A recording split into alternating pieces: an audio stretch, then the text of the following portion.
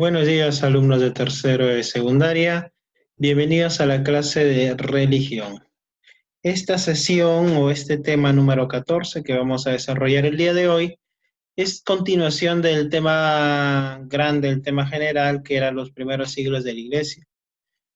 Si bien es cierto, ya hemos visto en la clase anterior todo lo que era las persecuciones de los primeros cristianos, los distintos emperadores que empezaron a perseguir y literalmente a, se podría decir, a tratar de acabar con lo que vendrían a ser los seguidores de Cristo.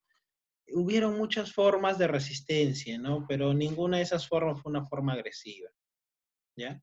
En este caso vamos a tocar dos puntos que fueron importantes y que fueron precisamente el bastión para guardar y guarecer la fe, ¿ya? ¿Y de qué estoy hablando? Estoy hablando de dos lugares, incluso algunos de esos lugares los podemos haber visto como algo turístico, ¿ya? Como algo turístico aquí en Perú, porque lo tenemos. En realidad los dos lugares tenemos en Perú, pero a lo largo del mundo, a lo largo de todo el mundo están, están separados o están por lugares, algunas más conocidas, otras menos conocidas, ¿no? Entonces, ¿a qué me refiero? Por ejemplo, vamos a hablar sobre lo que son las catacumbas y lo que son los monasterios, ¿ya? La vida monacal, ¿ya? Vayamos al primer término, las catacumbas. ¿Quién de ustedes no ha ido por el centro de Lima? ¿Quién de ustedes algún momento de visita familiar, con amigos o algo, se ha paseado, claro, en tiempo que podíamos, se ha paseado por el centro de Lima y ha podido ver algunas, se podría decir, algunos lugares atractivos? Ah, qué pregunta la mía, ¿quién de ustedes? Si el año pasado hemos ido con ustedes precisamente a esa visita. ¿Mm? Y hemos entrado a las catacumbas, ¿recuerdan? Lugares cerrados, pequeños, lugares, creo que me estoy equivocando, muchachos. Fui con sus compañeros mayores, ¿no es cierto? Con ustedes fuimos al Morro Solar. Uy, este año hubiese sido ideal entrar a las catacumbas. Sí, con sus compañeros mayores fuimos precisamente por todo lo que es el centro de Lima y fuimos a hacer esta visita guiada y entramos a las catacumbas y realmente pues entrar a las catacumbas y eso que ahora están iluminadas, ahora ya hay luz, luz eléctrica y todo, pero es un ambiente raro, un ambiente distinto, un ambiente que se podría decir hasta tétrico, ¿no? Pero que en su momento han tenido precisamente una importancia histórica, ¿sí? Porque si bien es cierto, las catacumbas de aquí en estas tenían un objetivo, no eran igual a las catacumbas que se crearon precisamente en Roma, en el imperio, en el momento donde estaba el imperio romano, donde estaban las persecuciones. ¿Mm? Cumplían un rol distinto. Aquí ya la misma iglesia lo hizo, claro, servían de cementerios y todo, pero las primeras catacumbas tenían otro objetivo principal, aparte de ser cementerio. Sí, entonces vayamos a hablar un poco de lo que son las catacumbas. ¿Qué te digo en el texto? Obviamente te digo, recuerden que antes no había, al iniciar la vida de la iglesia, no habían precisamente pues cementerios propios, ¿no? Solo las personas de alto estatus podían enterrar, hacer una ceremonia fúnebre y todo para sus fallecidos, mientras que para el del pueblo no, lo enterraban como podían, los ponían en un jardín, los ponían en un lado. Luego, poco a poco, a partir del siglo II, los cristianos pues comienzan a construir lo que son las catacumbas, costumbres que se va a extender precisamente hasta casi el cuarto siglo precisamente. Era un conjunto de galerías subterráneas, túneles pequeños, donde podía caer con las justas una persona de pie y a veces no, ni tanto. Se construyeron sobre todo en Roma, ¿no? Su rol principal era el de servir de cementerio para los cristianos. De esta forma, los que tenían y los que no tenían el poder adquisitivo igual compartían un pequeño terreno para poder enterrar a sus difuntos, a sus seres queridos. Recuerden que desde ahí viene esa tradición de despedir bien a sus seres queridos y en este caso, qué mejor que en comunidad, como era la costumbre cristiana, ¿no? De esta forma, pues cada vez eran más las personas que no tenían la posibilidad económica y todo de enterrar a sus hermanos de fe, ¿no? Sean familiares o sean hermanos en fe, pues ya los enterraban, ya había un rito propio, ya había una costumbre propia, ¿ya? Ahora, claro, la finalidad también es proteger sus cuerpos de todo lo que son actos sacrílegos, ¿no? Actos como el robo de cuerpos, el hacer mofa con ellos, el hacer cualquier cosa con los cuerpos, ¿no? Para evitar todo eso ya tenías un lugar seguro, ¿no? Ahora, pero cuando estalla todo esto de las persecuciones, obviamente también sirven como refugios, ¿no? Pero no refugios para que vivan, sino eran refugios de huida, refugios para celebrar algunos ritos, como la celebración de la misa, la Eucaristía y todo eso, y de ahí se iban cada uno a su casa. ¿Por qué? Porque obviamente no podían ser un lugar donde vivir, primero por el poco oxígeno que había ahí, ¿no? Porque es un lugar cerrado, aparte los mismos romanos conocían también los accesos y todo, solo que como sabían que era un lugar de entierros, no iban a buscarlos ahí, imagínate los olores también que habría en esos lugares, ¿no? Entonces, por todo eso era un lugar por momentos, ¿no? Si querían celebrar algo, ya que estaban siendo perseguidos en la superficie, iban a las catacumbas, hacían su celebración de la Eucaristía, el compartir el pan, y de ahí cada quien iba a sus casas, ¿no? Entonces, en el interior también se encontraron qué cosas, se descubrieron pinturas, epitafios y algunas inscripciones, pues que te dan pues la prueba de cómo se vivía en ese entonces, ¿no? Los fundamentos de la Iglesia Católica, ¿no?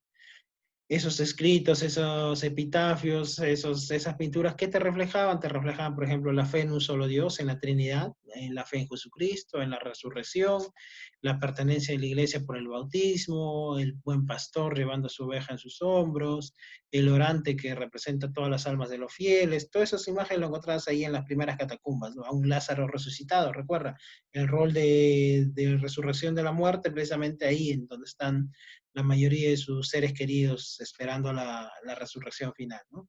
De igual manera, la adoración de los magos, María y los santos, la comunión de los fieles, prácticamente lo que es este dogma del credo se veía reflejado ahí, ¿sí? Entonces, la importancia de las catacumbas, obviamente, pues, era no solamente, no era más que, no solamente era un lugar de muerte, al contrario, un lugar de vida, donde la fe se hacía vida y la fe se hacía permanente ahí. Y gracias a ello, muchas de las doctrinas de fe se quedaron grabadas, porque era el lugar donde ellos compartían precisamente o esperaban con ansia ir, no solo para enterrar a sus seres queridos, sino también para celebrar alguna Eucaristía, alguna fracción del pan, o algo que podían pues unir a toda esa sociedad cristiana, ¿no? Dan testimonio precisamente de fe, y casi todas las partes que tú ves desde el mismo hecho de ser el cementerio, de guardar la vida o guardar el cuerpo de los creyentes, a las demás funciones que cumplían las catacumbas, te dan fe pues de esta vida, esta vivencia de la fe, ¿no? Y al mismo tiempo también pedían a sus mártires, a sus seres queridos que precisamente dejaron de existir en esa fe, que los protejan, que los cuiden. Entonces, a pesar de que históricamente las catacumbas son asociadas con cementerios, ellas también hablan más de vida que de muerte, ¿no? Cada galería, cada símbolo, cada pintura pues, que se encuentra en ella, cada inscripción que se lee, hace revivir un pasado que nos ofrece un claro mensaje, ¿no? De fe y de testimonio cristiano. ¿Sí? Eso para tenerlo presente con la figura de catacumba. Y ahí te estoy dando precisamente tres actividades a desarrollar, ¿no? Si conoces alguna catacumba aquí, si has escuchado al menos y dónde se ubica, en qué radica la importancia de las catacumbas, de acuerdo a lo que acabamos de ver. Y las catacumbas, dice, son testimonios de fe en la iglesia de los primeros siglos. ¿Por qué? Me explicas esas tres cositas y seguido te estoy dando el tema de lo que son los monacatos de los primeros cristianos. Cuando te hablo de monacatos, te hablo de los monasterios, ¿ya?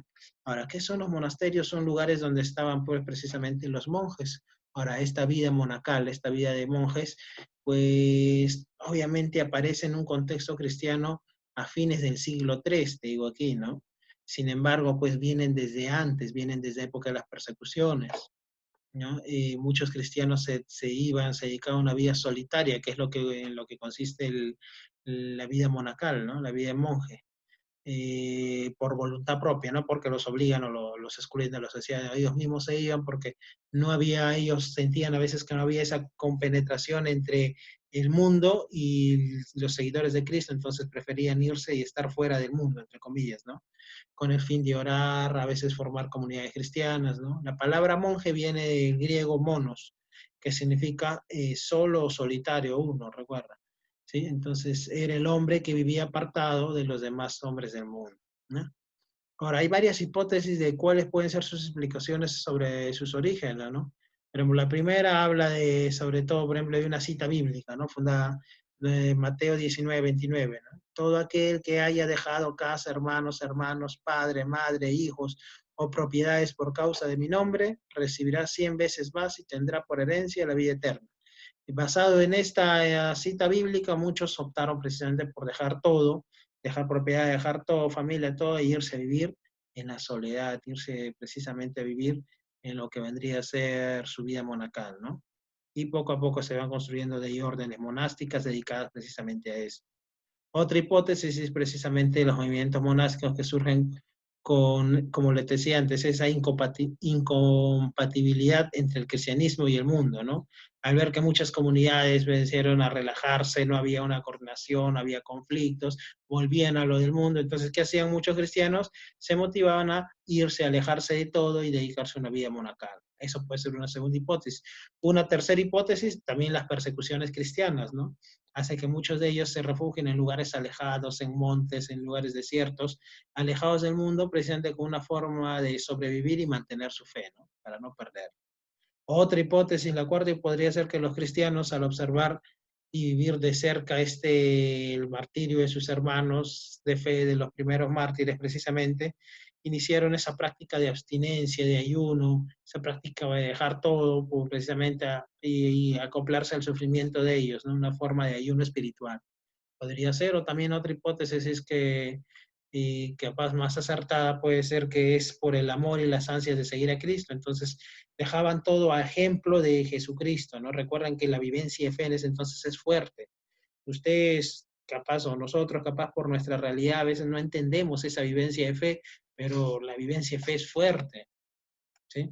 Ahora, también se habla de esta vida monástica, de esta vida de los primeros monjes presentes que ha dedicado la oración al trabajo y a la ascesis, ascesis, precisamente.